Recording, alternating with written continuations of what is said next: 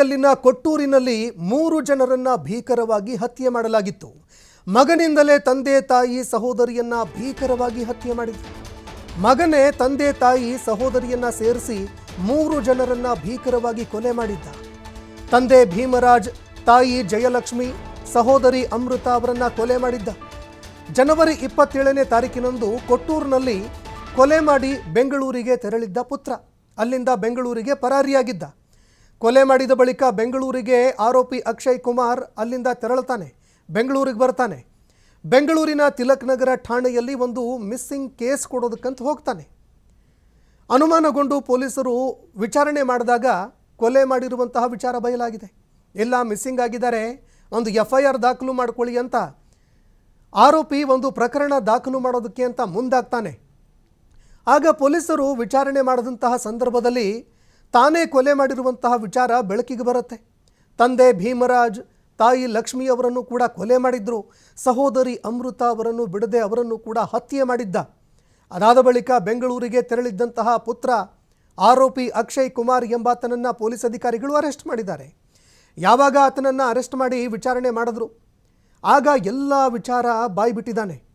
ಇನ್ನು ಮನೆಗೆ ಹೋದಂತಹ ಸಂದರ್ಭದಲ್ಲಿ 3 ಒಂದು ಮೃತದೇಹವನ್ನು ನೋಡಿ ಪೊಲೀಸರು ಕೂಡ ಒಂದು ಕ್ಷಣ ಶಾಕ್ ಆಗಿದ್ರು. ಮಗನೇ ತಾಯಿ, ತಂದೆ, ಸಹೋದರಿಯನ್ನು ಕೊಲೆ ಮಾಡಿದಂತಹ ಪ್ರಕರಣ ಇಡೀ ವಿಜಯನಗರವನ್ನು ಬೆಚ್ಚಿ ಬೀಳಿಸಿತ್ತು. ದೃಶ್ಯಾವಳಿಯಲ್ಲಿ ನೋಡ್ತಾ ಇದ್ದೀರಿ. ಪೊಲೀಸರು ಹತ್ಯೆ ಮಾಡಿದಂತಹ ಆರೋಪಿ ಅಕ್ಷಯ್ ಕುಮಾರ್ ಏನಿದ್ದಾನೆ, ಮಗನನ್ನು ಕರೆದುಕೊಂಡು ಹೋಗಿ ಅಲ್ಲಿ ನೋಡಿದಂತಹ ಸಂದರ್ಭದಲ್ಲಿ 3 ಮೃತದೇಹಗಳು ಪತ್ತೆಯಾಗತ್ತೆ. ಆಗ ಸಹಜವಾಗಿ ಯಾವ ಕಾರಣಕ್ಕೆ ಕೊಲೆ ಮಾಡ್ದ, ಹೇಗೆ ಕೊಲೆ ಮಾಡ್ದ, ಈ ಎಲ್ಲ ವಿಚಾರಗಳನ್ನು ಬಾಯ್ಬಿಟ್ಟಿದ್ದಾನೆ. ಆದರೆ ಹೆತ್ತ ಮಗ, ತಂದೆ ತಾಯಿ, ಸಹೋದರಿಯನ್ನು ಕೂಡ ಬಿಡದೆ ಕೊಲೆ ಮಾಡಿರುವಂತಹ ವಿಚಾರ ಇಡೀ ವಿಜಯನಗರವನ್ನು ಬೆಚ್ಚಿ ಬೀಳಿಸಿದೆ.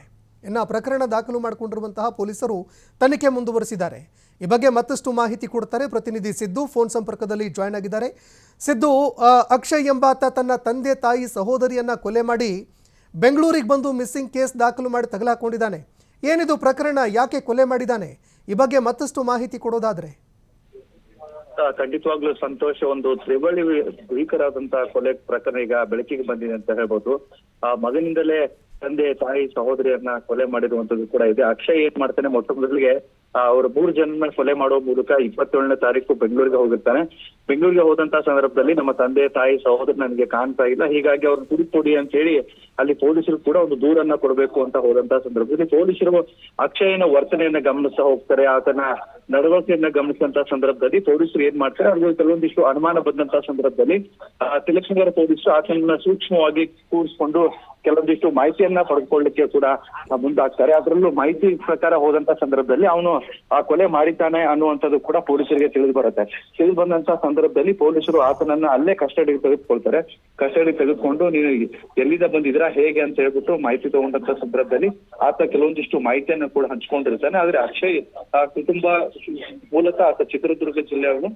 ಕೋಟೂರಿನಲ್ಲಿ ಕೆಲವೊಂದಿಷ್ಟು ವರ್ಷಗಳಿಂದ ಕೂಡ ಅವರ ಕುಟುಂಬದ ಜೊತೆಗೆ ಬಂದು ಇಲ್ಲಿ ಕೆಲಸ ಮಾಡ್ತಾ ಇದ್ದಾನೆ ಅನ್ನುವಂತ ಮಾಹಿತಿ ಕೂಡ ತಿಳಿದು ಬಂದಿದೆ. ಈಗಾಗಲೇ ತಂದೆ ತಾಯಿ ಹಾಗೂ ಅವರ ಸಹೋದರಿಯ ಈ ದೇಹಗಳೇನಿದೆ ಅದನ್ನ ಕೊಲೆ ಮಾಡಿ ಅವರ ಮನೆಯಲ್ಲೇ ಹೂಚ್ ಹಾಕಿದ್ದಾನೆ ಅನ್ನುವಂತ ಮಾಹಿತಿ ಕೂಡ ಈಗ ಪೊಲೀಸರಿಗೆ ಸ್ವತಃ ಅಕ್ಷಯನ ಹಂಚ್ಕೊಂಡಿದ್ದಾಗಿ ಪೊಲೀಸರು ಕೂಡ ಅದರ ಬಗ್ಗೆ ಸಾಕಷ್ಟು ತನಿಖೆಯನ್ನ ಕೂಡ ವಹಿಸಿ ಎಲ್ಲಿಂದ ಏನು ಅನ್ನುವಂಥದ್ದು ಪ್ರಕರಣದ ಬಗ್ಗೆ ಸಾಕಷ್ಟು ಮಾಹಿತಿಯನ್ನ ಪಡೆದುಕೊಳ್ಳುವಂತ ಕೆಲಸ ಕೂಡ ಮಾಡ್ತಾ ಇದ್ದಾರೆ ಅಂತ ಹೇಳ್ಬೋದಾಗಿದೆ. ಸಂತೋಷ. ಧನ್ಯವಾದಗಳು ಸಿದ್ದು ನಿಮ್ಮೆಲ್ಲ ಮಾಹಿತಿಗೆ.